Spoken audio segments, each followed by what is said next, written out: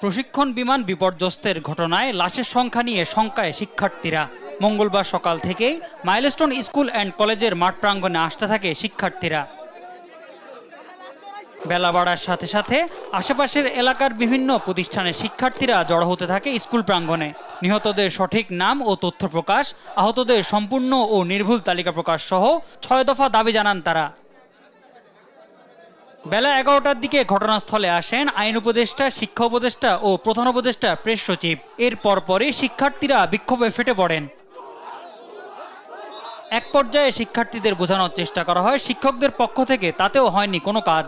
এর মধ্যেই চলে শিক্ষার্থী ও উপদেষ্টা মণ্ডলীদের বৈঠক। পরে আইন উপদেষ্টা শিক্ষার্থীদের ৬ দফা দাবি নিয়ে বলেন তাদের সব দাবি মেনে নেওয়া হয়েছে এবং আইনশৃঙ্খলা রক্ষাকারী বাহিনীর অশোভন আচরণের জন্য সরকারের পক্ষ থেকে ক্ষমা চান তিনি।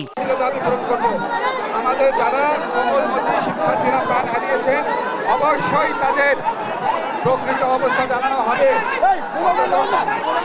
শহীদ হয়েছে, কতজন আহত হয়েছেন অবশ্যই জানানো হবে। সব দাবি আমরা মেনে নিয়েছি। এখানে কন্ট্রোল রুম স্থাপন করা হবে, ঘন্টায় ঘন্টায় আপনাদেরকে আপডেট জানানো হবে। এছাড়া আপনারা আমাদের সাথে যেই বাহিনীরা খারাপ ব্যবহার করেছে সরকারের পক্ষ থেকে আমরা ক্ষমা চাচ্ছি এবং এই ব্যাপারে আমরা উপযুক্ত ব্যবস্থা গ্রহণ করব। তখনও মরদেহের সঠিক তথ্য না দেওয়ায় অবরুদ্ধ করে রাখা হয় উপদেষ্টাদের। এরপর কয়েক দফায় চলে ধাওয়া পাল্টা ধাওয়া। চলমান পরিস্থিতিতে আইনশৃঙ্খলা রক্ষায় তৎপর রয়েছে আইনশৃঙ্খলা রক্ষাকারী বাহিনী। মোহাম্মদ সাকিব, দেশ টিভি, ঢাকা।